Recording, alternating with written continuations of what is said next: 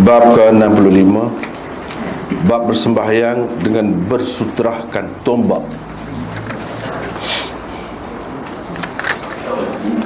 Imam Bukhari dengan sanadnya meriwayatkan daripada Nafi' daripada Abdullah bin Umar bahawa biasanya dipancangkan tombak untuk Nabi SAW. Lalu baginda bersembahyang dengan bersutrahkannya. Bab bersembahyang dengan bersutrahkan lembing. Imam Bukhari dengan sanadnya meriwayatkan daripada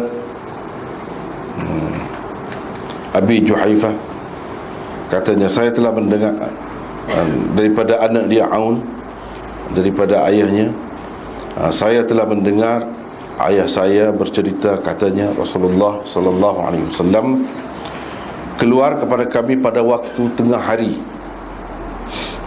lalu dibawakan air sembahyang kepadanya, maka baginda berwudu, kemudian mengimami kami bersembahyang zuhur dan asar dengan bersutrahkan lembing, orang-orang perempuan dan keledai, lalu ini dengan penunggangnya, lalu di sebelah hadapan lembing itu. Dengan sanadnya Imam Bukhari meriwayatkan daripada Anas, katanya Rasulullah sallallahu alaihi wasallam apabila keluar untuk menunaikan hajatnya, aku dengan seorang budak akan mengikuti baginda. Bersama-sama kami ada tongkat yang bengkok hujung-hujungnya, ukaz, atau tongkat biasa, atau lembing. Kami juga membawa bersama satu bekas air. Setelah baginda sallallahu alaihi wasallam selesai menunaikan hajatnya, kami memberikan kepadanya bekas air itu.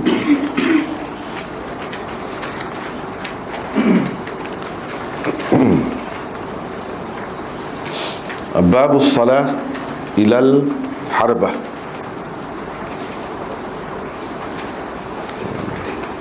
Jadi bermula daripada sini Imam Bukhari nak cerita tentang benda-benda yang pernah Nabi SAW jadikan sebagai sutra, boleh dijadikan sebagai sutra untuk kita, atau benda-benda itu boleh dijadikan panduan untuk kita buat sutra. Start dengan bab ni lah, sebab bab sebelum pada ni mula-mula sekali sutrah tu, sutratul imam, sutratu man khalfahu. Kemudian jarak di antara sutrah tu dengan orang yang bersembahyang, jarak. Sutrah tu sendiri gapo? Bermula dengan bab ini. Gapo sepatutnya, seeloknya bermula dengan bab ini.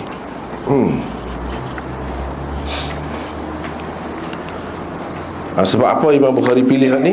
Sebab di dalam hadis ada sebut, padahal kita kata lembing tu anazah, ni harbah, lebih kurang dekat, tapi dekat pun sebab ada dalam hadis, dan sikit sebanyak ada perbezaan dia. Sikit sebanyak ada perbezaan dia. Begitulah seterusnya dia akan bincangkan. Misalnya sutrah tiang, jadikan tiang sebagai sutrahnya binatang dan sebagainya. Apa tujuan Imam Bukhari buat tajuk ni? Ada beberapa pendapat tentangnya. Antaranya boleh tengok bawah tu, nota 796. Boleh dikatakan kebanyakan pensyarah Sahih Bukhari berpendapat Bukhari mengadakan bab ini dengan maksud memberitahu tentang benda-benda yang selalu atau pernah dijadikan oleh Rasulullah sallallahu alaihi wasallam sebagai sutra ketika bersembahyang. Itu yang pertama. Jadi dia buat tajuk-tajuk yang berbeza-beza, as-salat ilal harbah, as-salat ilal anazah. Nak cerita benda-benda ni selalu, sama ada selalu ataupun pernah dijadikan oleh Rasulullah sebagai sutra ketika beliau bersembahyang. Itu pendapat yang pertama. Nak ayat tu. Yang kedua, Bukhari bermaksud menyatakan kadar benda yang boleh dijadikan sutra daripada segi besar kecilnya, tinggi rendahnya, panjang pendeknya, dan jenis-jenisnya. Dia nak ayat tu. Kalau tinggi, setinggi mana, kalau sebesar, sebesar mana. Itu nak menarik perhatian kita kepada saiz dia tu, kepada saiz dia. Jadi daripada bab-bab ni kita boleh tahu setara mana benda tu, setinggi mana sekurang-kurangnya. Kita kata misalnya setinggi ni ke, setinggi ni mic ni, setinggi ni. Ada juga dia buat setinggi tu, tinggi lagi pada tu pun ada.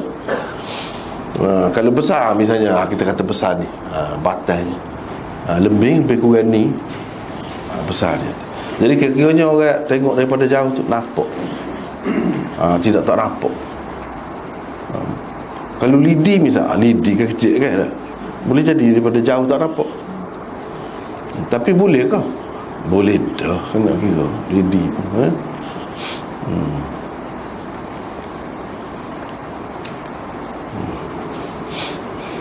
Jadi sebaik-baiknya ialah yang nampak dengan mudah, dengan senang, jelas nampak.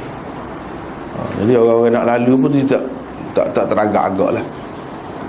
Kalau tak nampak tu tak nampak. Yang ketiga, oleh kerana ada larangan Rasulullah sallallahu alaihi wasallam daripada menyerupai orang-orang kafir, terutamanya dalam hal-hal ibadat.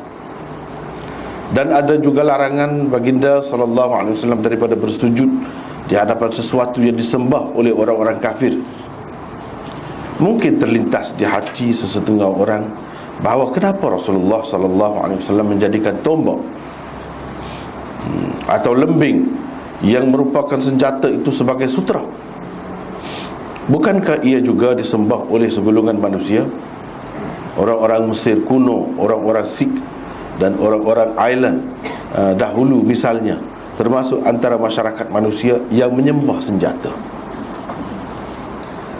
Tidakkah dengan memacak tombak dan lembing sebagai sutera dan menghadap ke arahnya menampakkan seolah-olahnya kita menyerupai mereka? Dengan mengadakan bab-bab ini, Imam Bukhari bermaksud menafikan keserupaan dengan orang-orang kafir yang terlarang itu. Jadi kan sebelum pada ni kita jumpa menyilang jari gini pun tak boleh dah. Menyilang jari gini kita sudah jumpa dah sebelum pada ni. Dalam perjalanan nak pergi ke masjid pun ada larangannya. Pasal apa? Pasal menyerupai. Ni tidakkah nampak macam menyerupai orang kafir ni? Apalagi kalau letak macam depan tu, macam kita menghadap. Seperti kalau orang kafir sembah apa-apa, dia letak depan gitu. Dia nampak macam serupa tu lagu mana. Dia nak berjelas tu lah. Dia nak ceritanya tak, ini tak termasuk dalam yang dilarang. Sebab apa? Benda ni tidak jelas. Kalau ada pun tempatnya jauh sangat, orang tempat tu tak terlintas pun benda tu disembah, tak terlintas pun. Bahkan kalau orang tak cerita, kita tak tahu pun ada orang sembah benda ni, senjata jenis ni misalnya, tak tahu pun. Jadi Imam Bukhari nak cerita kalau dalam keadaan terlalu jauh, mana tidak ada dalam lintasan, dalam fikiran orang, tu tak apa. Kalau tak bolehnya, kalau semua jelas maklum, benda tu dekat sangat kepada kita, misalnya macam salib, letak depan, tak boleh. Salib. Jadi yang terlarang ialah yang diketahui oleh semua orang atau kebanyakan orang sebagai sembahan orang-orang kafir, seperti salib, berhala. Kita letak depan tu jadikan sutera, tak boleh. Kalau kita berhala yang maklum, atau lembu dalam masyarakat India sebagai contohnya. Dalam masyarakat orang sembah lembu, kita buat gitu, tak boleh, pasal maklum. Tapi kalau dalam masyarakat kita, dia orang tidak sembah lembu, kita letak lembu tu depan jadikan sutera, tak apa. Dia nak cerita tu sebenarnya Imam Bukhari. Dia nak cerita je, dia bergantung kepada keadaan benda-benda ni. Kalau macam binatang-binatang yang disembah tu, kalau dalam masyarakat dia tu sendiri, Yang menyebabkan dia kalau pokok dia tengok suka. Suka dia. Sebab apa kita menyerupai dia. Tapi kalau tak ada begitu, lembu tu orang duduk sembelih semua. Orang duduk sembelih makan daging, kurban semua tak ada lah. Tuhan, kalau Tuhan orang tak sembelih. Sebab tu dalam masyarakat India dia tak sembelih lembu. Dia tak sembelih, harat tak boleh lah maknanya. Lembu ada surat beranak, surat mati lembu. Orang tak cara mana orang. Lembu bebas sana kemari, pakai nak pergi makan ke lembu tengah jalan tu kan. Sebab apa? Kira kebajikan lah, buat kebajikan. Dalam masyarakat lagu tu iyalah, sebab orang mengagungkan, memuliakan lembu tu. Dia tak sembelih. Kalau sembelih apa kan? Sembelih apa kan? Sebab kita sibuk dulu daging lembu daripada India. Mana nak ada daging lembu? Tak ada. Tak ada. Ya, dia boleh ekspor gitu semua tu. Daging kubah tak apa pula. Tapi kubah tu kubah anak lah, muda kan. Sebab tu daging dia lembut. Dia tidak sembelih kubah hak tua. Tidak. Ni memang hak tu lah yang dia ekspornya. Bukan lembu. Tak ada lembu. Perang kalau sembelih lembu. Dalam masyarakat lagu tu memang tak boleh jadikan lembu sebagai sutera. Jadi Imam Bukhari nak ceritanya, dia bergantung kepada keadaan benda-benda gini. Kalau keadaan di satu tempat tu ketara sangat, tak boleh. Itu. Sebab pada hakikatnya kita bukan sembah benda-benda tu, kita jadikan dia tu sebagai tanda untuk orang lain. Tanda untuk orang lain maklum bahawa kita ni duduk tengah sembahyang. Sebab apa setengah-setengah mazhab tu, misalnya mazhab Malik, kita kata dia tak ada pun ketika berdiri ni dakap qiyam begini, di sini kau atas ni kau mana-mana, tak ada. Dia pakai betul gitu. Betul macam orang duk cacat biasa. Tangan dia betul gitu. Jadi mana orang nak tahu dia duk sembahyang ke tidak? Jadi zahir sekali tengok tu tak nampak dia sembahyang. Lagilah perlu benda tak disutrah tu, lagilah perlu.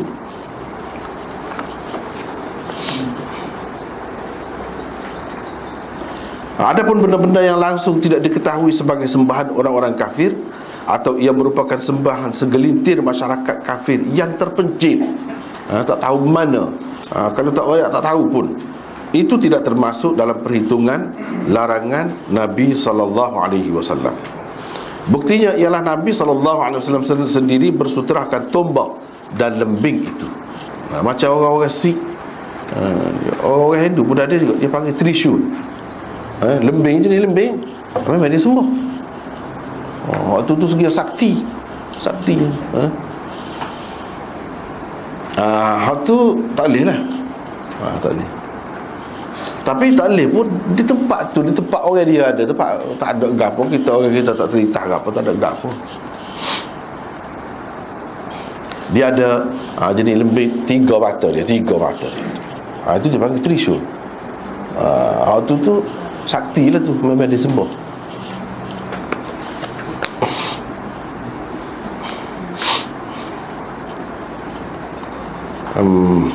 Jadi kita sebab apa? Sebab kita jelas sutra tu bukan untuk disembah.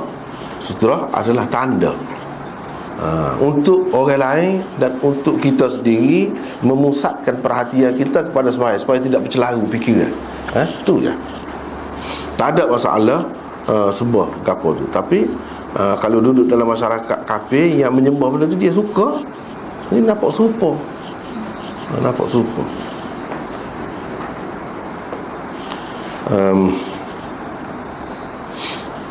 Dan ia merupakan isyarat daripada orang yang sembahyang tu untuk orang-orang lain lalu. Mana isyarat kebenaran lalu, sebagai kebenaran lalu untuk orang lain. Lalu nak lalu depan dia pun tak ada talau kata, tak ada masalah.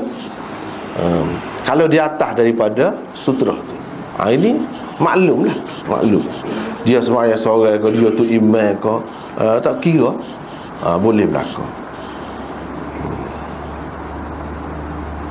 Demikianlah kesimpulan pendapat Maulana Rashid Ahmad Al-Ganguhi, Syekhul Hadith Maulana Muhammad Zakaria, ayanda beliau Maulana Muhammad Yahya, dan guru penulis Maulana Mufti Wali Hasan Khan tentang maksud Bukhari mengadakan bab ini dan bab selepasnya. Syekh Zakaria berkata, taujih inilah yang paling sesuai dengan kedudukan dan kehebatan Imam Bukhari. Dia kata ni hak nombor 3 ni, hak paling kita kata munasabah lah dengan Imam Bukhari. Sebab Imam Bukhari ni dia jauh pergi. Dia jauh pergi. Bukan semata-mata nak ayat benda tu boleh dijadikan sutra saja. Tidak. Dia nak ayat benda-benda yang boleh mengelirukan, nampak menyerupai orang kafir. Di tempat-tempat lain memang maklum dilarang kita menyerupai mereka. Jadi di sini adakah termasuk dalam hak tu? Dilarang juga. Ni lebih sesuai.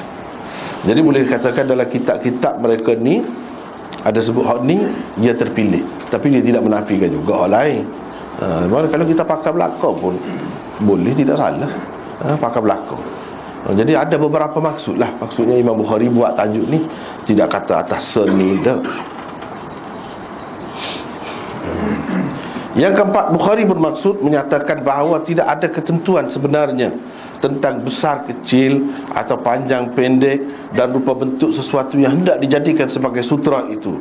Sebab itulah beliau mengemukakan babus salah ilal harbah ni, dan selepasnya babus salah ilal anazah, dan seterusnya bab-bab yang lain yang jelas menunjukkan sutra itu tidak ada ketetapan tentang saiz dan rupa bentuknya, tak ada. Kalau kita perhati Nabi buat ni, nampak tak ada ketetapan, boleh berlaku. Kalau jadi lembik, hak besar pun tak apa, hak panjang pun tak apa, hak pendek pun tak apa, katil pun tak apa. Katil tu dekat kaki katil tu kau tak apa, tengah pun tak apa juga. Maknanya tidak rapat ke lantai, ke tanah ni tak apa juga. Misalnya pagar tu bahagian tengah pagar, kita mengadap, boleh. Tidak kata mesti kena tiai. Ada tiai masjid pun ada juga. Binatang kau duduk depan tu, unta misalnya duduk depan jadikan sutra, ada juga. Jadi boleh berlaku. Boleh berlaku asalkan ada, naknya ada. Jadi hak tu ada tu benda lagu mana? Benda bergerak kau tak boleh bergerak kau. Jadi daripada contoh-contoh dia buat tu, benda hidup kau boleh. Bukan orang, kalau orang duduk depan tu, orang tu duduk, dia menghadap kiblat, kita boleh jadikan dia sutra.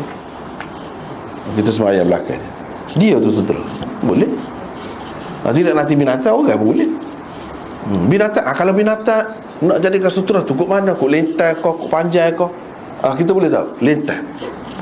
Lentang gini, dia duduk gini, bukan dia duduk kita menghadap punggung dia kau, dah. Atau kita menghadap ke muka dia kau, tidak. Sebab dia mungkin lari gapo kan. Kalau dia duduk gitu, unta ni kalau dia duduk tu agak tenang lah dia duduk tu, tak apa. Begitu juga kalau kereta kita kata, van kau kita letak depan tu, jadi kita duduk sama tengah tu, kalau nak kira tidak rapat ke tanah, ya rapatnya tayar dia tu, tak apa, duduk situ tak apa. Dia serupa dengan katil tu kan tak rapat tengah. Nabi SAW pernah duduk tengah. Dia tidak duduk kat kaki katil, dah duduk tengah. Bermakna kalau kita jadikan kereta sebagai sutra, kita duduk di bahagian tengah dia. Van kau, tak. Jadi itu dia nak ceritanya. Tiai kau, boleh juga.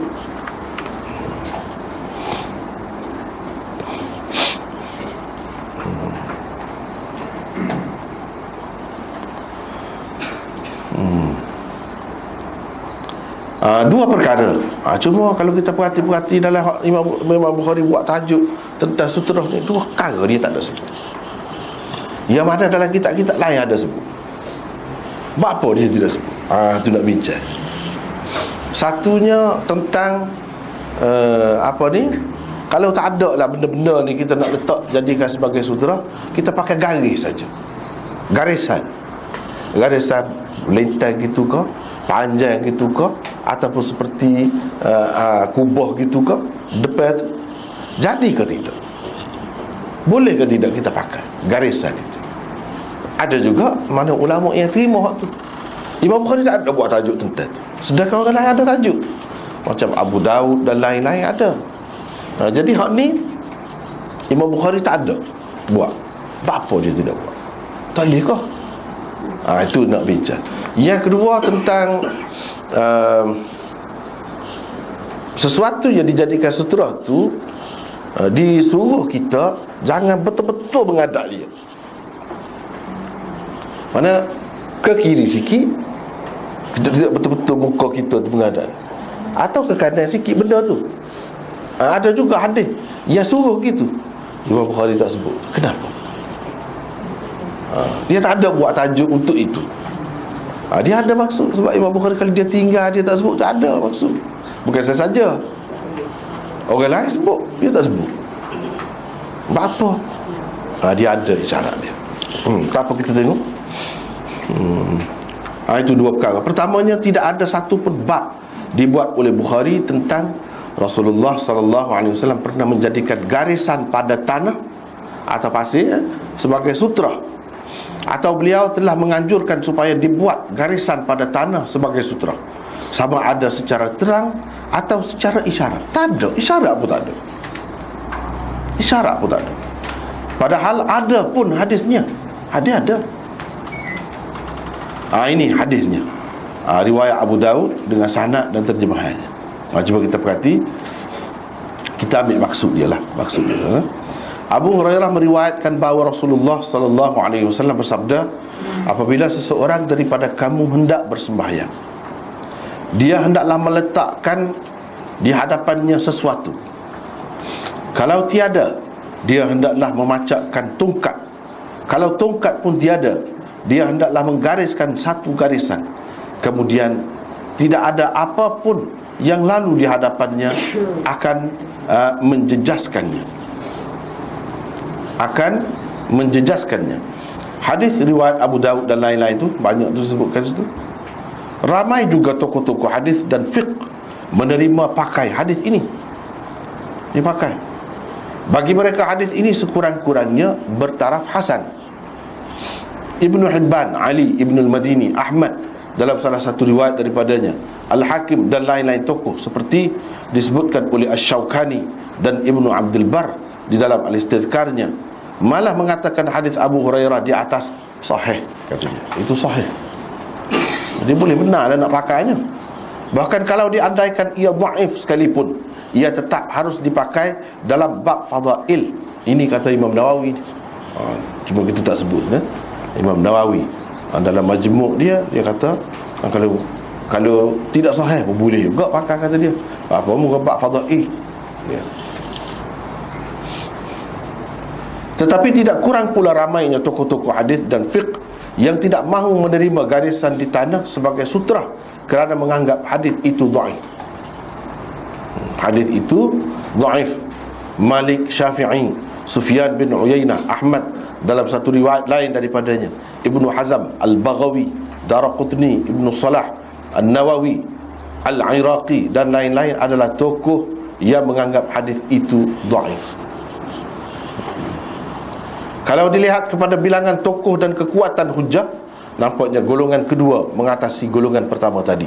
Imam Bukhari salah seorang tokoh yang masuk dalam golongan kedua, yang mengatakan tak ada cerita garisan-garisan ni, tak ada. Sebab apa tak boleh pakai tu? Sebab hadisnya dhaif. Itulah sebab tu dia tak buat tajuk, dia tak sifakan.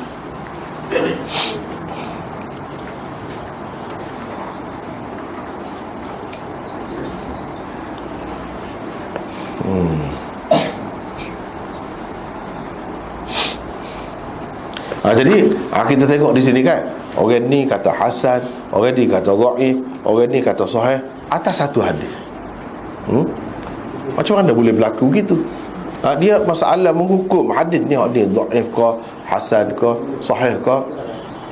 Sering kali juga berlaku beza tu, kerana perbezaan ijtihad dalam bab tu. Ijtihad dalam bab kedudukan hadis tu setara mana, dia boleh beza.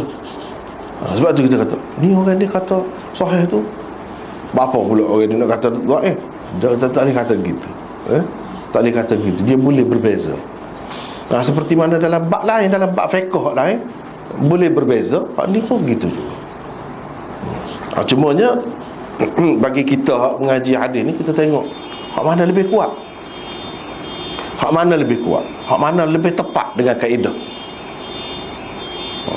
Ada juga orang yang walaupun tidak berapa tepat dengan kaedah, tidak berapa kuat, tetapi dia nak pakai hak tu juga. Sebab dia ambil kira sudut-sudut lain. Sudut-sudut lain. Jadi misalnya hak ni hak ni satunya orang bagi orang yang tak terima, dia kata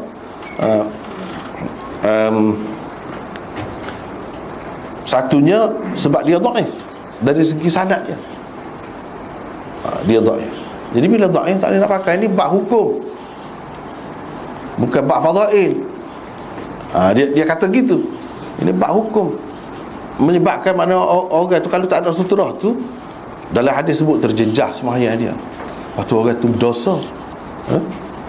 Itu dia berkait dengan hukum lah. Lepas tu dari segi nazar, dia panggil dari segi nazar, dari segi logiknya, apa tak boleh pakai tu. Siapa dia nak nampak kita garis tu kalau daripada jauh. Misalnya orang mari dalam keadaan berlari, dia tak ada nak perhati benda-benda gitu. Jadi tak nampak, sebab tak ada maksud. Tak ada maksud. Maksud dia nak suruh orang tu waspada. Orang nampak. Jadi bila ada sutera, senanglah nak lalu. Ni dia jadi dia tertegak. Ini sebenarnya dia ada sutera, kau tidak kena gitar pula. Ini susah. Tak ada maksud hak asal. Jadi itu antara benda yang dia tak say tu. Sebab tak say tu. Ada pun kalau benda ni ada macam ni, macam bekas bunga ni ada, nampak. Kalau ada sejadah, tak apa, ada sejadah tu orang buat ke dia sejadah. Tak ada orang duduk caca sejadah saja, kita kata dan dia terpisah nampak tu, suku nampak. Tapi kalau garis apa? Sebab itu dia tak say. Tapi bagi orang yang pakai hak ni, macam Imam Syafi'i pernah pakai dalam qaul qadim dia. Sebab Imam Ahmad pun terima juga. Tapi Imam Ahmad pun pernah bagi juga, dia ada dua pendapat. Supaya Imam Syafi'i juga. Imam Syafi'i dalam qaul jadid tak say pakai. Hak pakai dalam mazhab Syafi'i ni qaul qadim. Jadi dia kata boleh lah, mana dari segi sanad tu tak apa. Sebab tu dia kata kalau tidak tinggi pun dia hasan boleh pakai dah. Satu.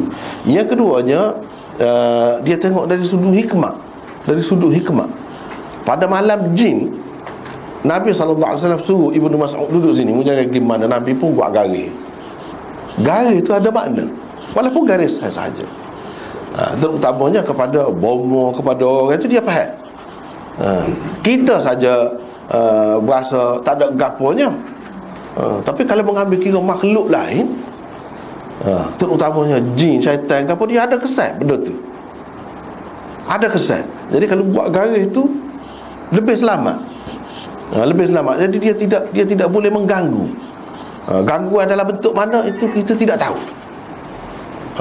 Kamu jangan tubik daripada lingkungan ni, Nabi kata. Dia tak tubik, tapi dia nampak. Lepas pada tu dia nampak orang besar-besar mari jumpa dengan Nabi, duduk kecek bahasa dia tidak erti.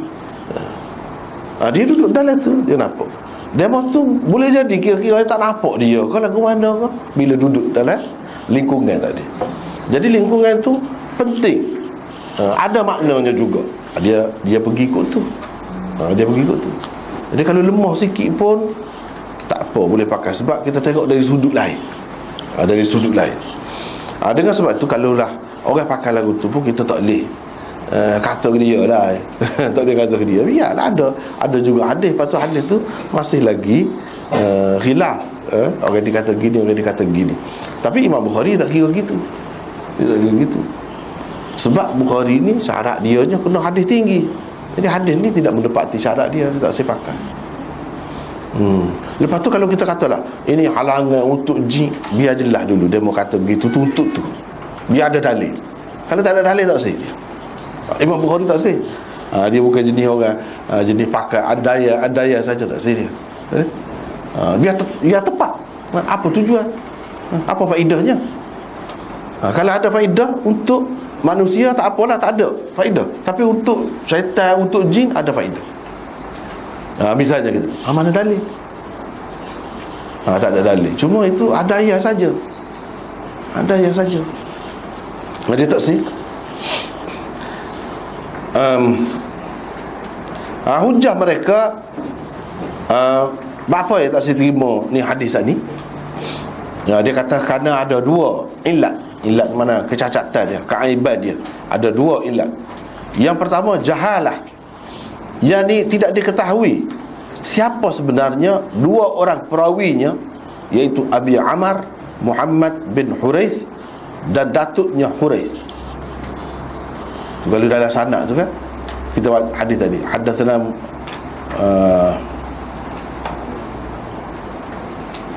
tu Musannad qala hadatsana Bishr bin al-Mufaddal qala hadatsana Isma'il bin Umayyah qala hadatsana Abu Amar ibn Muhammad ibn Huraith. Hatu Abu Amar bin Muhammad bin Huraith. Abu Amar tu tidak diketahui siapa dia. Tidak diketahui. Dan datuk dia Huraith tu pun tidak diketahui juga. Jadi ini menyebabkan jadi sanad itu dhaif. Yang kedua, ittirab. Ittirab maksudnya keadaan tidak ketentuan, tak tetap, yang sangat kuat dalam isnad. Sekali gini, tak tetap. Tak boleh. Kalau mengikut kaedah hadis ni tidak tetap gitu, tak boleh, dia jadi lemah. Dia panggil hadis yang sanadnya muttarib. Ada kalanya muttarib tu tidak tetap, isi dia, matan dia. Jadi dia kata hadis ini dhaif kerana matannya muttarib, matannya tidak tetap, sekali gini, tak boleh. Ada juga beza tu tak apa, beza tak apa. Dia ada sifat-sifat orang tidak tetap, maksud tidak tetap tu lagu mana yang menyebabkan jadi hadis itu muttarib, lemah tu. Kerana itulah mereka mengatakan ia dhaif. Walaupun Hafiz Ibn Hajar mengatakan di dalam Bulughul Maramnya bahawa tidak benar orang yang mendakwa hadis ini muttarib. Hafiz Ibn Hajar kata tak betul orang kata hadis ini muttarib. Ia bahkan hadis hasan, kata dia. Kata Hafiz Ibn Hajar dalam Bulughul Maram. Bulughul Maram ni ngaji tempat kita ni kan, banyak juga tersebar ngaji sana sini. Terdahulu Ibnu Salah telah mengemukakan hadis ini sebagai salah satu contoh hadis muttarib. Ibnu Salah ni tok guru Imam Nawawi, dia memang salah seorang pakar lah hadis ni. Dia tulis muqaddimah, sebab Ibnu Khaldun tulis muqaddimah tentang sejarah, tentang ilmu masyarakat. Ibnu Salah dia tulis muqaddimah tentang ilmu hadis. Orang panggil muqaddimah Ibnu Salah. So dalam muqaddimah tu Ibnu Salah bincang dah, dia mari salah satu contoh hadis muttarib ni. Jadi Hafiz Ibn Hajar kata tidak benar orang kata hadis muttarib, dia isyarat kepada Ibnu Salah. Kalau dia kritik Ibnu Salah lah, Ibnu Salah kata gitu tak betul. Jadi boleh jadi orang yang dia maksudkan itu Ibnu Salah dan orang seumpamanya lah. Kalau diandaikan ia tidak muttarib sekalipun, tidaklah ia terlepas dari kedhaifan. Kalau kita kata Hafiz Ibn Hajar kritik atas poin hadis ini muttarib, dia kata tidak muttarib, maknanya kita kata terlepaslah ilat tu, terlepaslah kecacatan. Tapi dia ada lagi kecacatan, iaitu jahalah perawi tu. Hak tu Ibn Hajar tak selesai, hak tu dia tak selesai.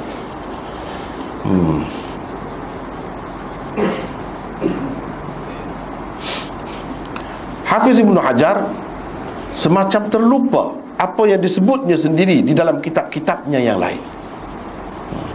Dia terlupa.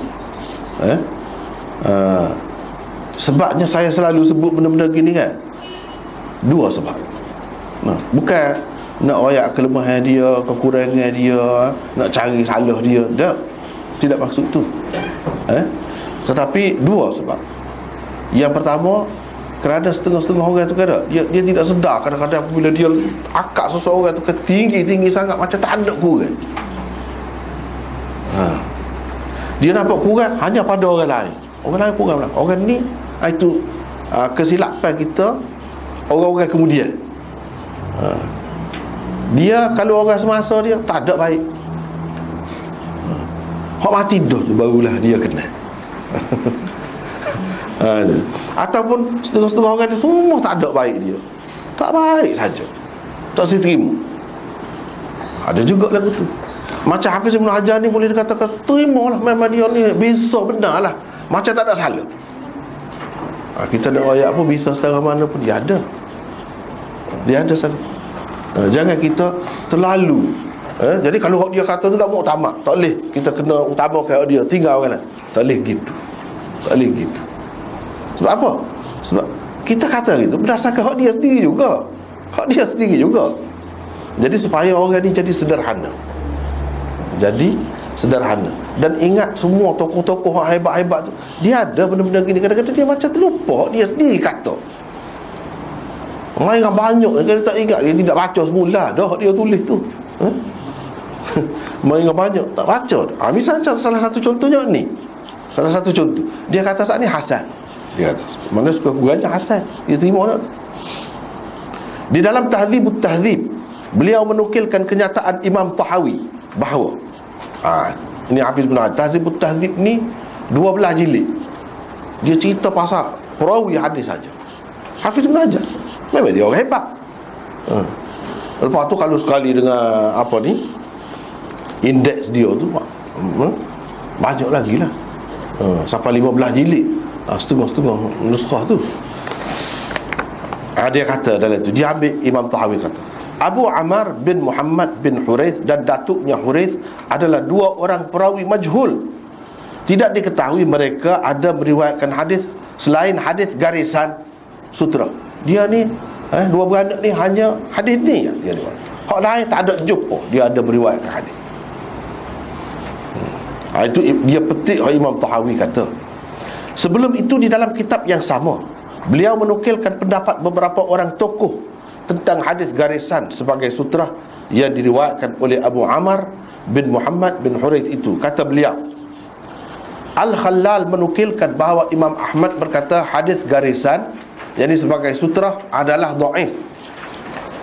Itu Imam Ahmad kata. Daraqutni berkata ia tidak sahih dan tidak sabit, mana tidak berasas. Imam Syafi'i di dalam Sunan Harmalah berkata, orang yang hendak bersembahyang tidak harus membuat garisan di hadapannya kecuali ia terdapat di dalam hadis yang sahih. Ketika itu barulah ia harus diikut. Itu Imam Tirmizi dalam Sunan Harmalah, anak murid dia kumpulkan pendapat dia. Lepas tu kitab tu jadi masyhur dengan nama anak murid dia, Sunan Harmalah tu. Hakikat Imam Syafi'i juga, tetapi dia lebih terkenal dengan Sunan Harmalah. Jadi Harmalah ni salah seorang anak murid Imam Syafi'i yang meriwayatkan qaul jadid Imam Syafi'i, seperti Muzani, Rabi' dan lain-lain. Ini anak-anak murid yang meriwayatkan qaul jadid dia, bukan qaul qadim. Kalau qaul qadim dia tu macam Imam Ahmad, Abu Thawr, Abu Ali Al-Karabisi, itu qaul qadim. Jadi kalau kata Sunan Harmalah ni maknanya hak kemudian. Sebab itulah ulama-ulama mengatakan ini adalah qaul jadid Imam Syafi'i, bukan qaul qadim dia. Dalam qaul qadim Imam Syafi'i terima, tapi bila dia buat kajian tengok semula, mana tidak sahih. Tengok semula tidak sahih. Jadi dia kata baru boleh kita pakai apabila hadis itu sahih, baru boleh diikut. Bermakna dia tidak terima sahih. Di dalam Taqribut Tahdzib, ini ringkasan kepada Tahdzibut Tahdzib Hafiz Ibn Hajar juga. Dia mengumpulkan hanya perawi-perawi yang dhaif. Kalau Tahdzibut Tahdzib tu dia mengumpulkan belaka. Ini Taqribut Tahdzib dia mengumpulkan perawi-perawi yang dhaif. Kalau nak tengok perawi dhaif, tengok dalam tu.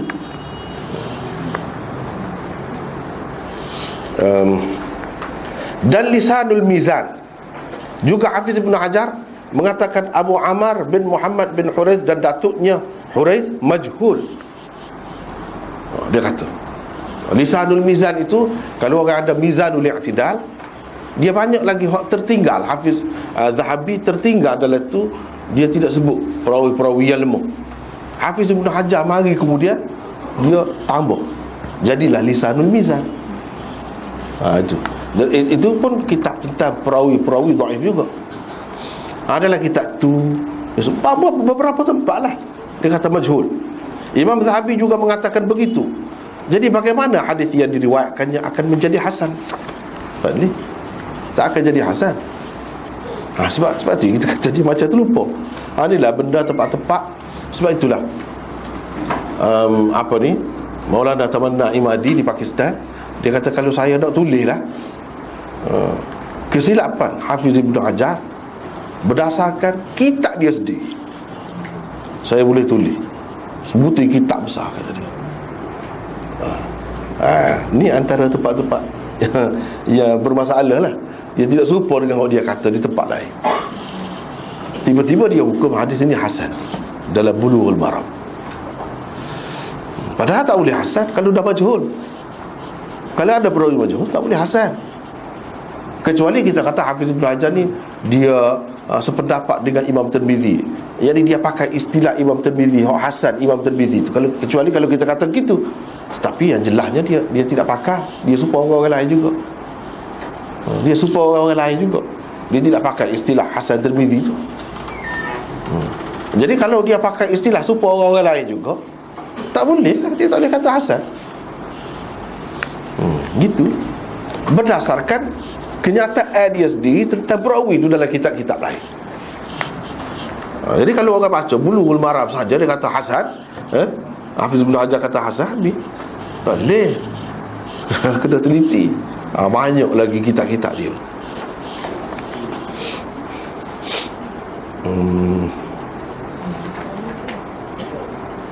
Bukankah dengan adanya ilat-ilat seperti itu, seperti ini, sesuatu hadis tidak boleh dihukum hasan, apalagi hendak dihukum sebagai sahih?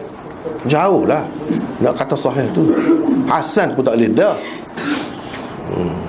Tapi bagi orang yang pakai tu, dia pakai. Cumanya sekarang ni kita tengok sebagai ahli hadis, orang hadis ramai tengok ni je hadis dia je. Ni jangan ada masalah lagu tu. Sebab tu Imam Bukhari tak terima tu, dia tak bubuh lagi kitab dia. Tapi kalau orang nak pakai juga, atas dasar kita hormatlah perbezaan pendapat tu kan, ikut dia lah. Tapi dia sedar ke kalau dia pegang tu tak kemah mana? Imam Syafi'i pun pernah pakai juga lagu tu, lepas tu dia tak saya pakai tu buat apa? Dia tak saya pakai kemudian tu buat apa? Sebab dia tahu tidak kemah. Kalau kemah, apa dia tinggal? Apa dia kata gini? Seperti tadi dalam Sunan Harmalah tu, Harmalah tu anak murid dia banyak dalam Muslim ke apa tu. Harmalah tu bin Yahya. Tu haddatsana Harmalah bin Yahya dalam Muslim tu. Harmalah ni lah anak murid Imam Syafi'i ni. Dia juga seorang ulama hadis.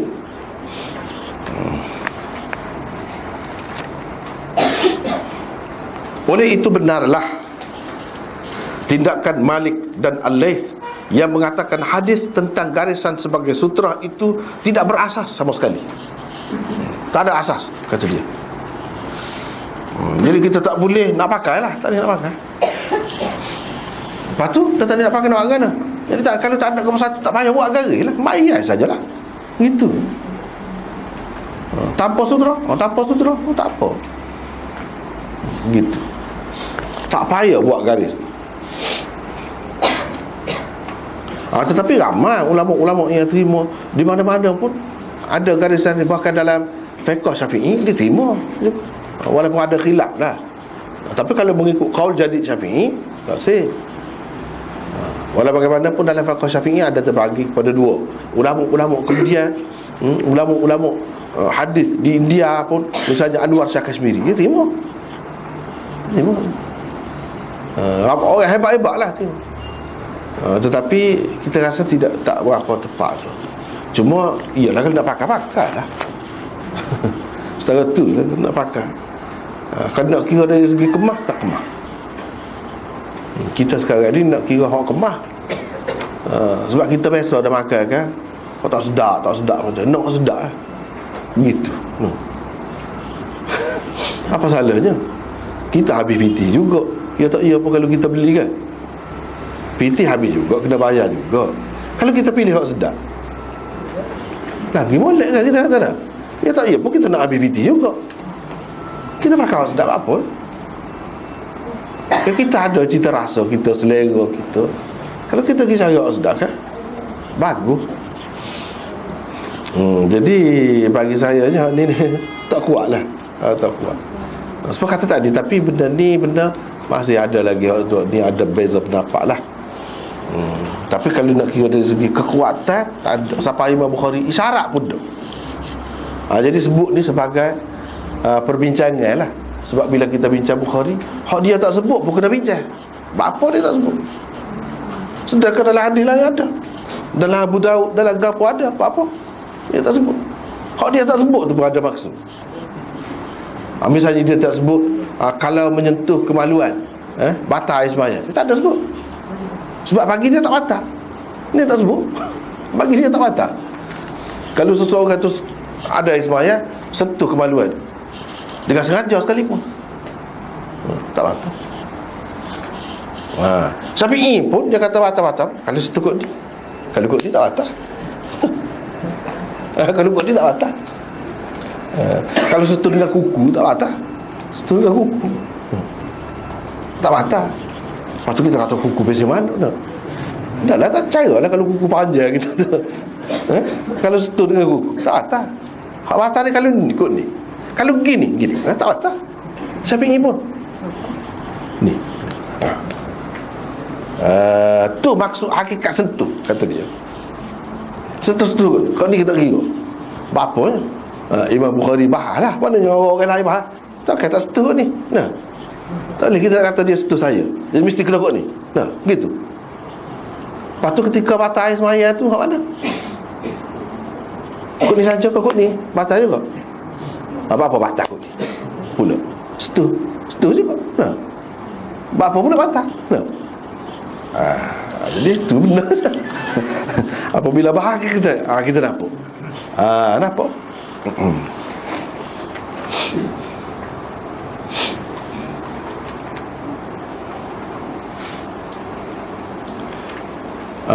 Demikian juga tepat sekali sikap Bukhari yang langsung tidak memberi ruang kepada hadis-hadis seperti itu di dalam kitab sahihnya.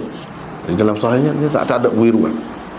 Seperkara lagi perlu dijelaskan di sini, iaitu tidak benar kata-kata sesetengah ulama bahawa kalau diandaikan hadis ini dhaif sekalipun, ia tetap harus dipakai dalam bab fadail. Ini kata-kata Imam Nawawi sebenarnya. Dia kata tak boleh pakai, tak? Boleh pakai. Sebab apa bab fadail? Sebabnya ialah ini perkara ini tidak termasuk dalam bab fadail. Jadi kita kena tahu bab fadail ke tidak bab fadail ni, kena tahu biar jelas. Setengah-setengah kata tak apa ni, muka bab fadail. Kalau kita baca malam nisfu, baca yasin, apa ya? Muka bab fadail kan? Tak apa. Lepas tu kita minta gani lah. Setengah orang dia kata gitu. Setengah orang dia kata apa salah kalau talqin kita pergi baca kubur je tak? Muka dhaif dalam bab fadail tak apa. Silap silap dia bukan termasuk dalam bab fadail tu. Dia melarat ke lain lagi, bukan berhenti setakat fadail saja. Fadail ini lagu ni. Kalau orang tu nak menggalakkan orang tu ngapa Quran, royaklah. Ada dalam hadis sebut dia boleh menyelamatkan, dia boleh bagi syafaat kepada sekian-sekian ramai keluarga dia. Boleh kira kita kata hak tu menggalakkan orang. Tetapi kalau sampai ke peringkat akidah dia percaya gitu tak boleh. Sebab tu nak saya bakar hadis dhaif ni, dia kena molek sikit. Kena royak lalu, jangan percaya, jangan yakin. Cuma harap apa harap tu tak. Tak boleh. Sebab tu kata payah nak pakai hadis dhaif. Jadi bila kita percaya, dia masuk dalam akidah. Kita percaya malam tu Tuhan ubah nasib kita. Dan Tuhan boleh beri panjang umur, boleh murah rezeki, boleh gapo kan. Tu bab gapo? Patut lah. Akidah tu. Sebab kita percaya apa ni, kita pergi talqin dekat orang mati tu kan, kubur tu. Dalam hadis dia tu ayat malaikat tu kata tak payah kita tanyalah, orang ni sudah diajar dah ni. Lepas tu demo 2 orang tu berangkat tangan lagi. Lari. Adakah setara tu ya malaikat ni? Jadi nampak malaikat tu, gambaran tu tak cerdik malaikat ni. Tak boleh lagu tu, rosak akidah tu. Dia berkait dengan akidah juga. Dia bukan semata-mata pergi kelebihan. Apa kelebihan? Kelebihan apa? Kita percaya bahawa apabila dia ajar, dia akan boleh jawab. Itu bab percaya orang tu, akidah orang tu kau panggil tu. Tak boleh. Supaya juga ni. Dia kata bab fadail. Tak kena. Cuba kita tengok. Ia termasuk bukan bab hukum. Ia termasuk bab hukum sebenarnya. Bukankah perintah Rasulullah sallallahu alaihi wasallam supaya membuat garisan sebagai sutera ketika tidak ada sesuatu yang lain yang dapat dijadikan sutera boleh memberi arti wajib? Perintah Rasulullah memberi arti wajib asalnya. Jika tidak ada qarinah, kalau tidak ada petunjuk yang mengalihkan dia tu daripada makna wajib kepada makna sunat ke atau harus ke, asal perintah tu makna wajib. Daripada memberi arti itu, Imam Syafi'i dalam qaul qadimnya menerima garisan sebagai sutera, tetapi setelah jelas kepada beliau kedhaifan hadis garisan sebagai sutera itu, beliau meninggalkannya dan mempopularkan pula qaul jadidnya. Qaul jadidnya dia pergi Mesir, dia pergi Mesir, kitab apa tu mewakili qaul jadid. Qaul jadid, Sunan Harmalah apa tu mewakili qaul jadid. Sebab waktu semua tu di Mesir, bukan semasa dia di Baghdad.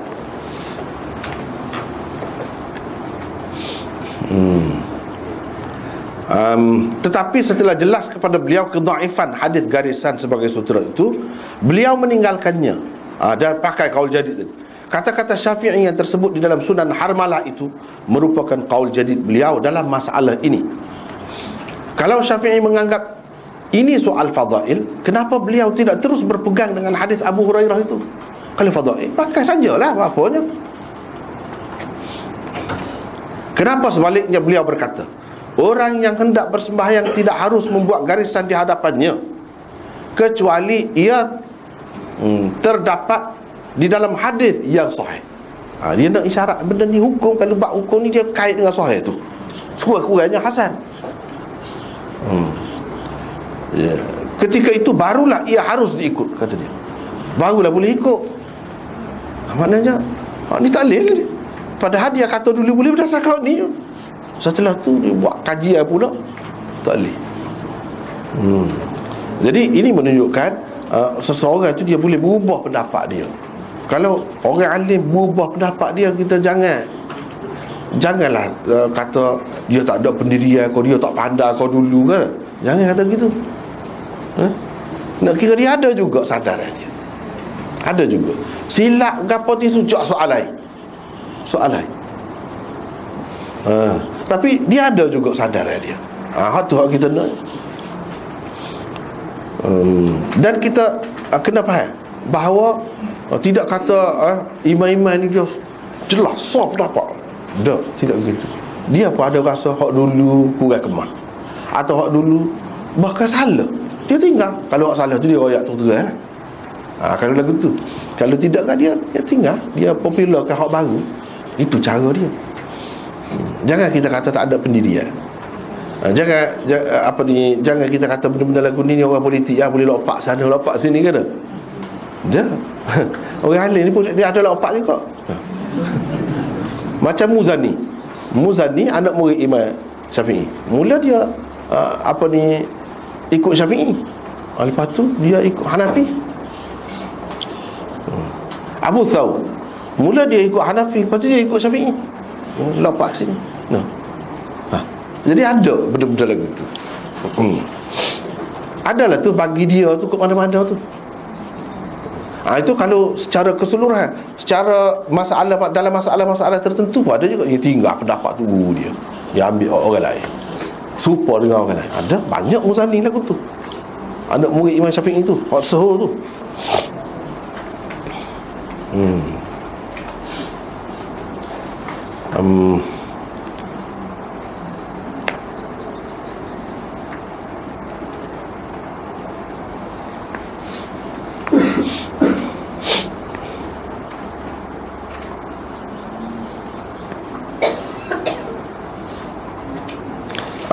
Banyaklah, bukan seorang, bukan orang dulu, orang kemudian pun lagu tu juga.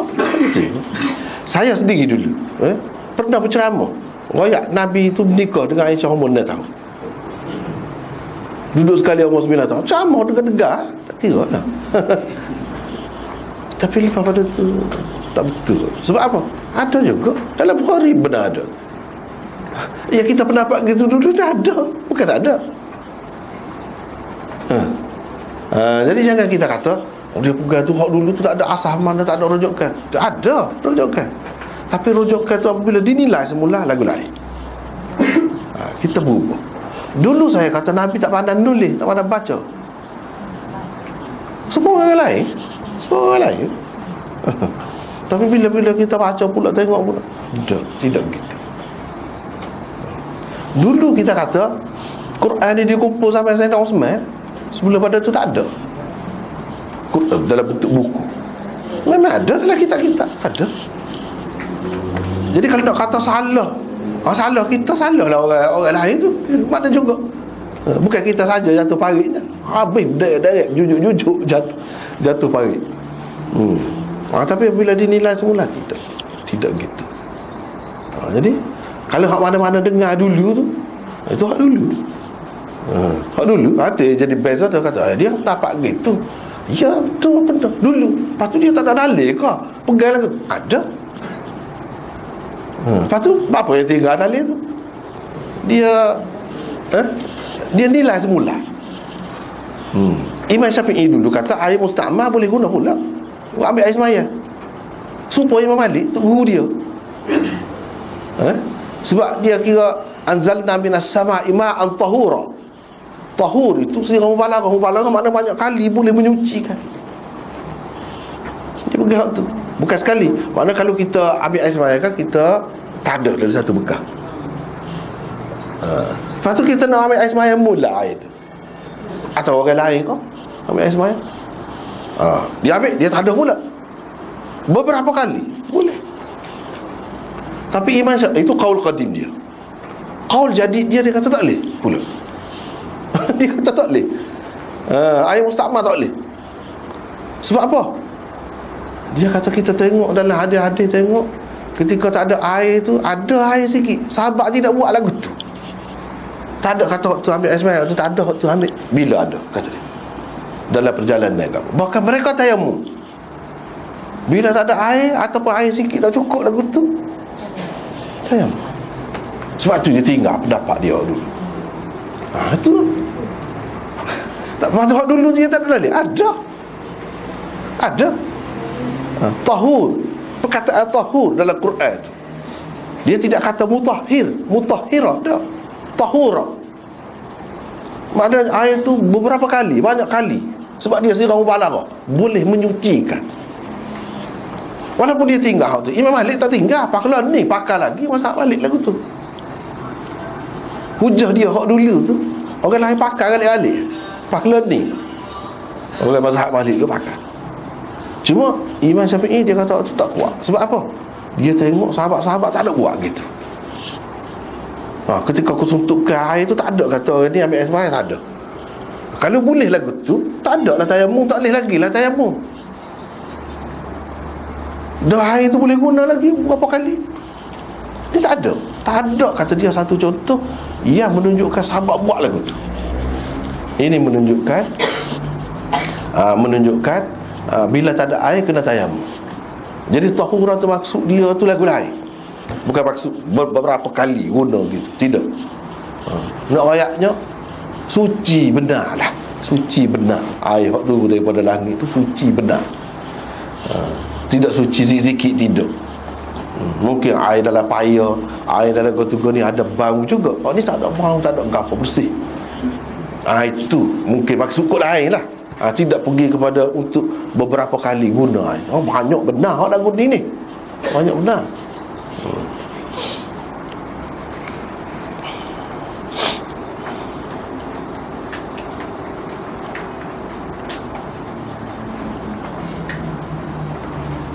Dulu kalau siapa-siapa baca buku saya tulis dulu, terjemah Syah Waliullah, mazhab fiqh Sayyidina Umar, di situ saya lebih cenderung kepada orang perempuan ini lebih molek semaya di rumah. Sebab ada dalil. Ada dalil. Tapi kemudian siapa kena ni? Saya nak katakan tidak. Lebih kuat hak boleh pergi ke masjid seperti lelaki. Lebih baik gitu hak sebenarnya. Lebih faedah dia lebih banyak daripada kita kata sembahyang di rumah. Walaupun ada satu mazhab, hak pakai lagu tu paklan ni bukan salah. Ada pun duduk pakai gitu. Tapi kita nampak faedah dia sikit dan boleh mudarat. Jadi kita ambil ni biasa lagu tu. Jangan kata tak ada pendirian pula. Tak ada pendirian. Ni kita tak boleh harap ni dia learn ni. Takut-takut dia berubah lagu lain pula. Tidak. Jadi benda-benda lagu ni kita kena ingat, kalau kita tak pakai pun ramai lagi orang lain tu pakai. Macam hak tadi air mustakmal, Imam Malik, mazhab Malik tu pakai lagi. Walaupun dari segi Syafi'inya qaul qadim dia tak pakai dah, tapi orang lain dah pakai lagi. Kita duduk setara tu baru senang. Kalau tidak, hampir-hampir tak boleh kita nak ikut siapa. Sebab apa? Berubah ada. Orang ni berubah, ada juga orang ni berubah. Imam Malik sendiri pun kita tak kepah dah. Apa dia mari hadis sembahyang tarawih tu 8 rakaat, ada muwatta dia, tapi dia tak pakai tu. Jadi tidak semestinya tulis gapo tu dia pun pakai gitu, tak mesti.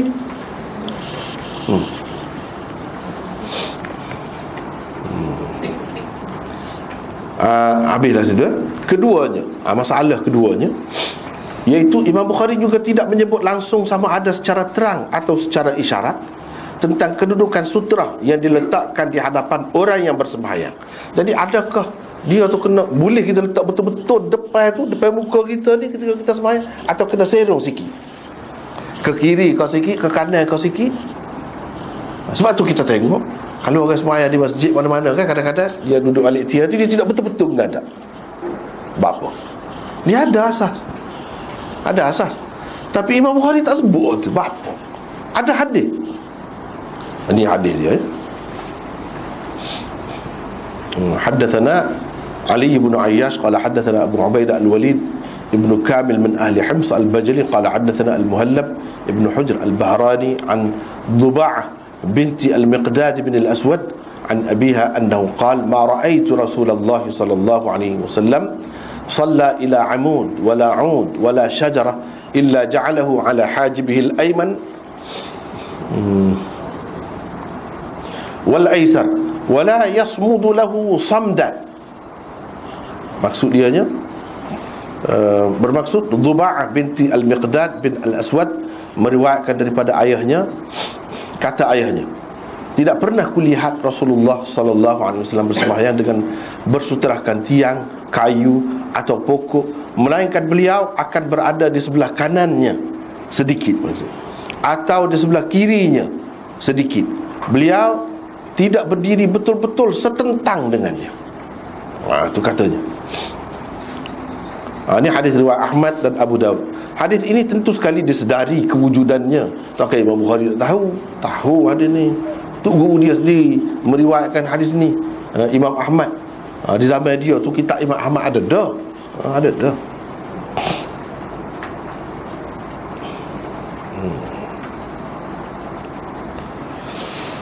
Tetapi beliau langsung tidak menyebutnya, walaupun secara isyarat melalui bab-bab yang dibuatnya. Kenapa? Tidak kerana lain, melainkan kerana hadis itu bukan sekadar tidak menepati syarat beliau. Ada juga tidak menepati syarat Bukhari, tapi ia sahih. Ini bukan sekadar tidak menepati syarat dia, malah ia adalah satu hadis yang sangat dhaif, yang tidak perlu dihiraukan langsung. Jadi Imam Bukhari tak perlu heran, tak perlu nak kita perhati. Ada 3 sebab kenapa hadis itu sangat dhaif. Ada 3 sebab. Yang pertama, Abu Ubaidah al-Walid bin Kamil adalah seorang perawi dhaif. Tadi kan kita baca Abu Ubaidah al-Walid bin Kamil. Yang kedua, jahalah, yang tidak diketahui siapa sebenarnya Muhallab bin Hujr dan Dhuba'ah.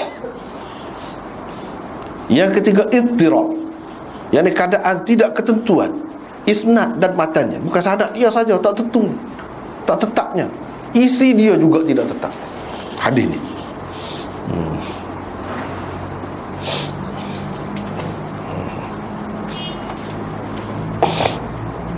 Abu Ubaidah Al-Walid bin Kamil telah dihukum dhaif oleh Abu Hatim dan Abul Fath Al-Azdi. Imam Bukhari berkata, padanya ada banyak keajaiban. Benda pelik banyak ni dia ni. Banyak benda pelik.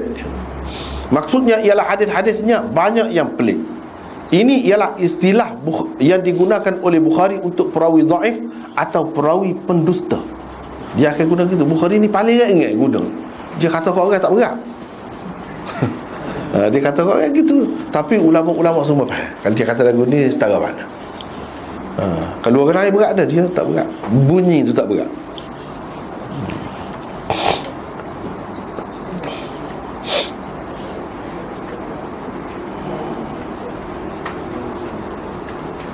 Sebab apa Imam Bukhari ni terkenal salah satu sifat dia je orang tahu dalam sejarah-sejarah tersebut. Dia ada kata, dia rasalah Tuhan tidak akan tanya dia dia ni deki kau orang, kata kau orang hudu. Kalau dia kata tu yalah lah, pasti sungguh. Jadi Tuhan tak akan kira dia, hisap dia dengan sebab tu. Tidak ada, hati dia bersih. Kalau dia kata tu mesti ada. Tidak main-main lah, tidak dengar-dengar khabar ni. Tak, dia mesti dia jelas baru dia kata. Kalau dia kata pun biasanya yang gini. Tapi ulama semua tahu, dia kata lagu ni kalau banding dengan orang lain berat dah tu. Begitu cara dia, tengok kan. Jadi kita kena tahulah cara dia tu. Hakim ngupak ke orang ke gitu gini, kata dia Tuhan tak akan kira dia, tak ada. Maknanya orang setara tu lah. Hafiz Ibn Hajar mengatakan ia perawi lemah. Berhubung dengan sebab kedua, Imam Zahabi dan Hafiz Ibn Hajar berkata Al-Muhallab seorang perawi majhul. Duba'ah binti Al-Miqdad pula kata Hafiz Ibn Hajar dan Ibn Al-Qattan, dan Ibn Al-Qattan itu jatuh Elsa, tak apa lah kan, ada jatuh Elsa, Ibn Al-Qattan. Dia perawi yang tidak dikenali.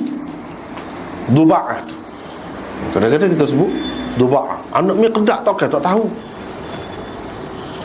Anak Miqdad bin Al-Aswad.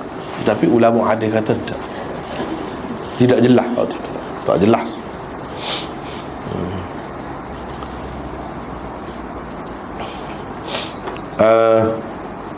Berhubung dengan sebab ketiga pula, di dalam setengah-setengah isnadnya tersebut Miqdam, bukan Miqdad. Duba'ah binti Miqdam. Dalam setengah-setengah riwayat pula, dalam riwayat Baihaqi lagu tu Miqdam. Dalam setengah-setengah yang lain pula tersebut Miqdam bin Ma'di Karib. Miqdam bin Ma'di Karibah, bukan Miqdad bin Al-Aswad. Tengok, tukar-tukar tu, tak tetap tu. Sekali gini, sekali gini, sekali gini. Ni lagu-lagu ni kan, kalau dalam hadis ni dia memberi kesan. Tak boleh buat tak tetap gitu.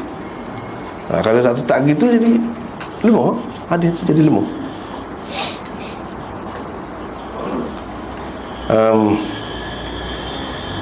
Imam Ahmad juga meriwayatkan melalui saluran riwayat Baqiyah daripada Al-Walid bin Kamil. Hak ni kan yang meriwayatkan daripada Al-Walid bin Kamil ni Ali bin Ayyash. Ada sesuatu lagi riwayat daripada Baqiyah, Al-Walid bin Kamil daripada Hujr atau Abil Hujr. Hujr atau Abil. Nampak tak kemar tu, tak yakin, tak pasti tu. Tak leh lagu tu, atau lagu tu tak leh.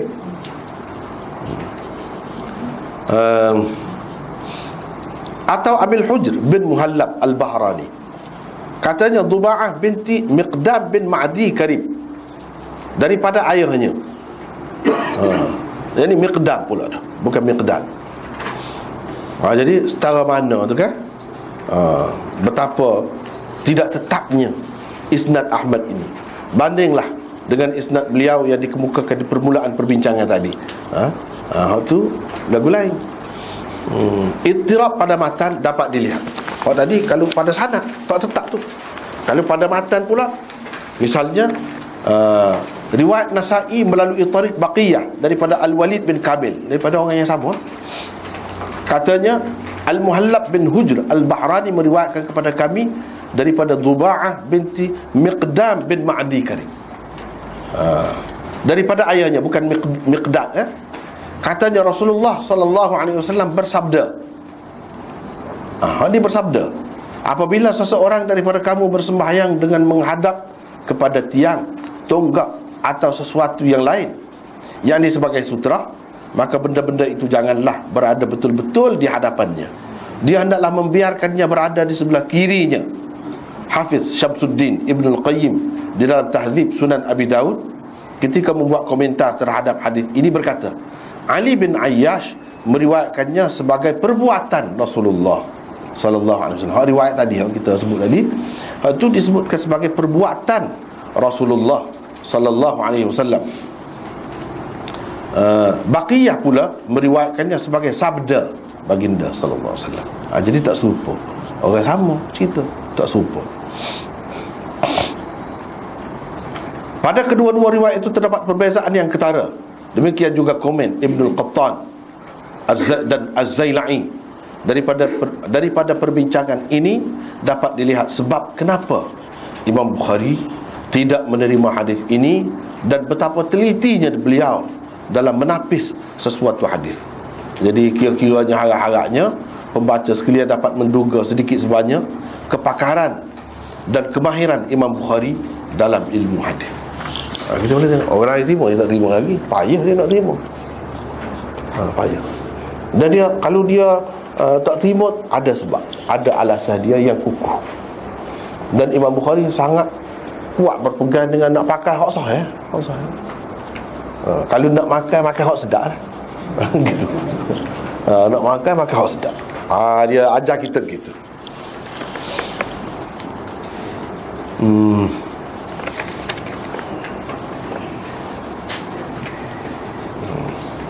Jadi orang yang kedua ni nampak tak ada tu, sebab kita ni ada majlis pula kan lepas ni kan, jamuan pula.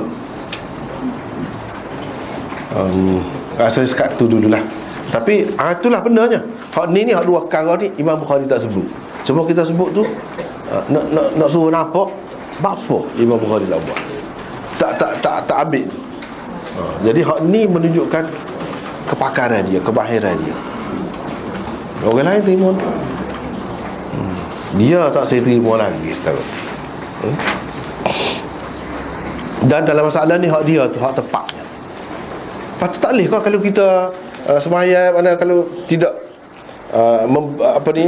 sengit sikit lah, serong sikit, tak boleh. Boleh. Saya sendiri bukan kata buat lagu tu, tapi kena tahu kena tahu bahawa hadis dia tu tidak sahih. Bukan kerana kita ikut tu, dah. Bukan kerana kita pegang ni saja. Kalau duduk betul tak ada satu, sebab kita bukan semua dia. Kalau dinding tu jadi sutra, serupa juga kalau nak kira semua kat depan dinding kita ada serupa.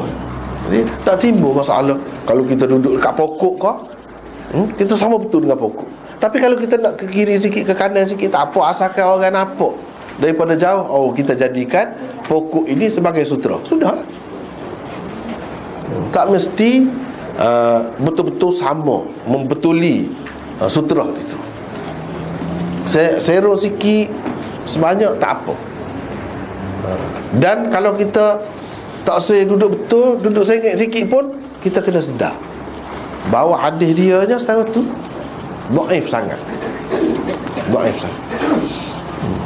Tapi sembahyang kita tetap sah. Itu jadi sutra kita juga. Mana sutra ni tidak semesti duduk sama betul.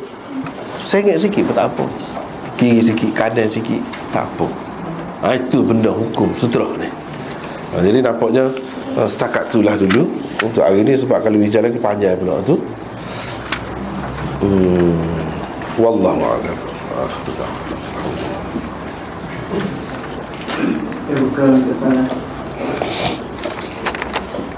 Panjangnya.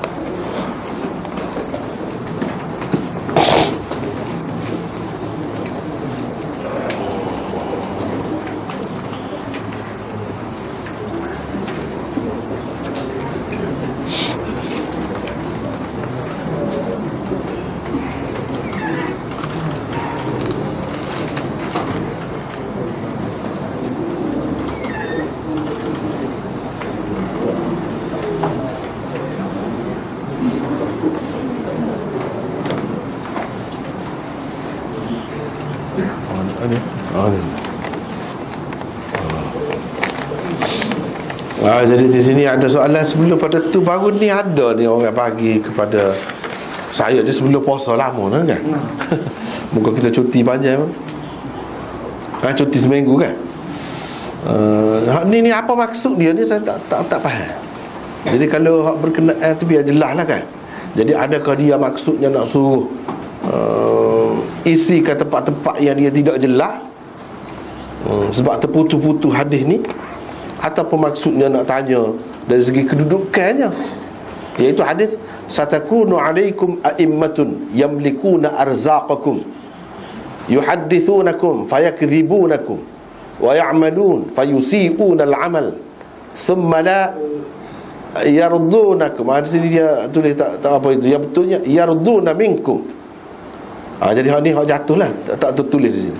Hatta tuhassinu qabihahum wa tusaddiqu kadhibahum fa'atuhumul haqq ma radu bi'ali. Siapa dia berkenaan?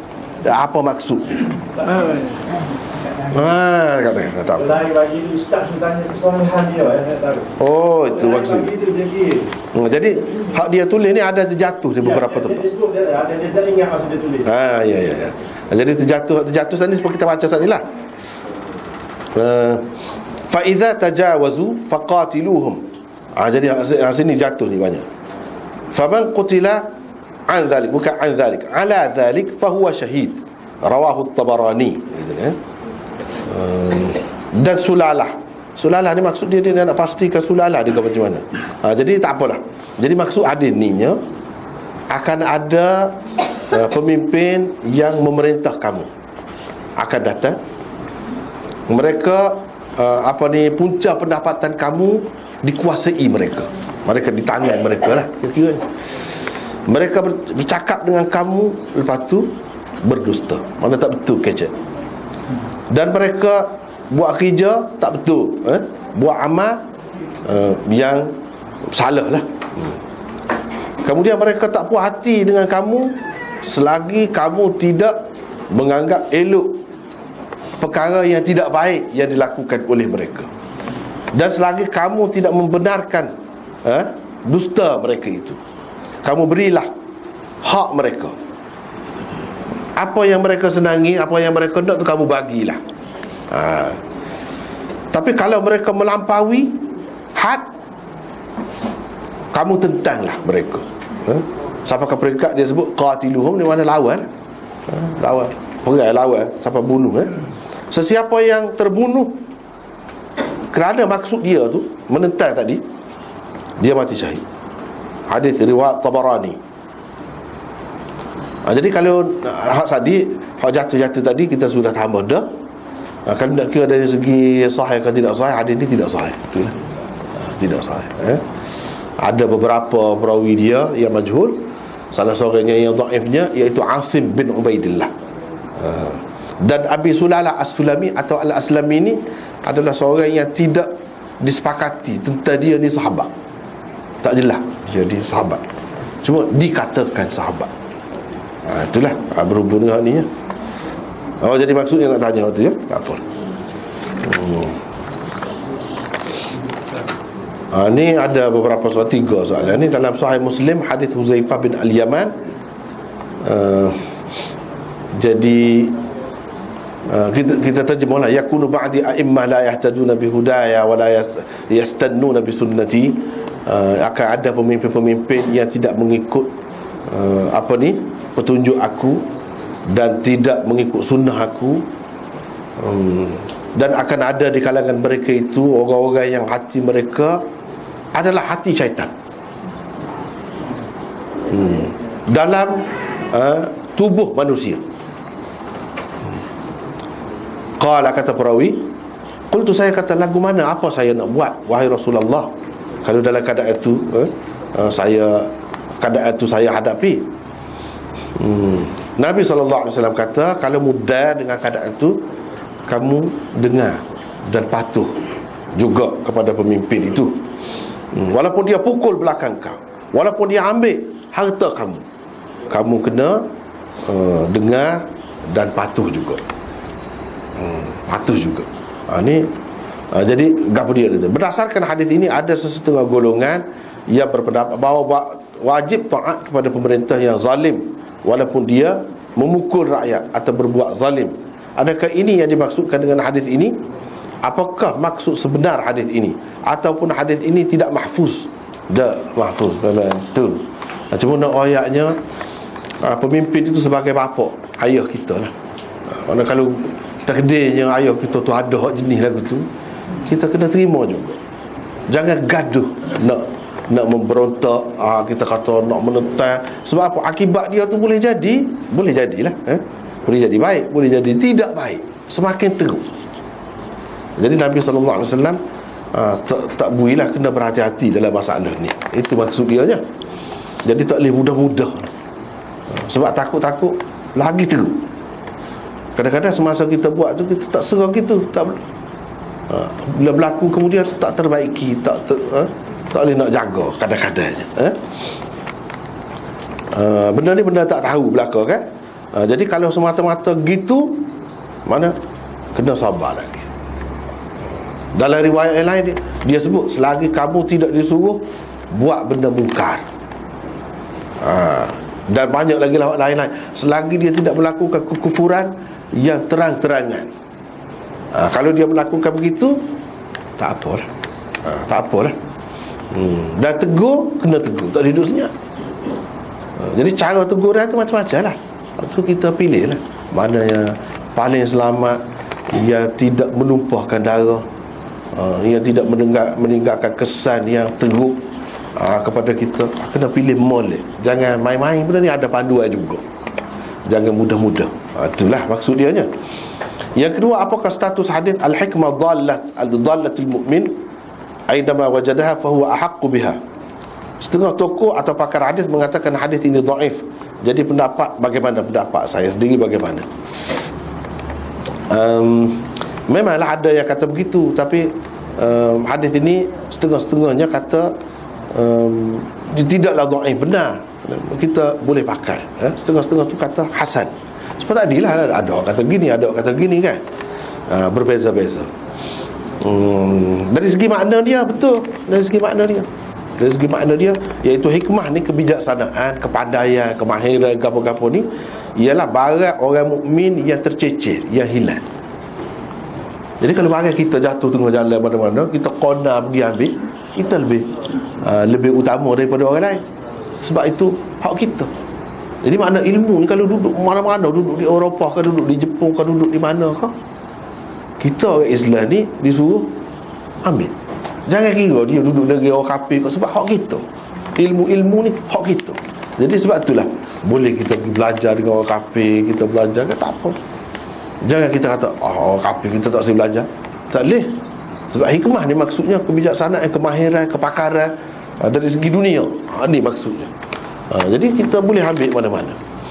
Jadi kalau kita kata dhaif, kalau kita kata dhaif pun untuk menggalakkan orang, ni bab targhib dan tarhib pun boleh pakai juga. Sebab memang orang Islam dituntut belajar gapo kan. Dituntut belajar, dituntut cari ilmu. Memang tu banyak berdasarkan dalil-dalil yang lain. Jadi kalau kita kata dhaif pun untuk targhib boleh juga dipakai, sebab dia tidak dhaif sangat. Gitulah. Yang ketiga, sebagai penuntut hadis, adakah boleh kita menghukum hadis berdasarkan hukum yang ditetapkan oleh tokoh hadis yang mengatakan hadis itu dhaif atau sahih? Contoh, jika Syekh Albani mengatakan hadis itu sahih, maka kita hukumkan hadis itu sahih berdasarkan pendapat Syekh Al-Albani tadi.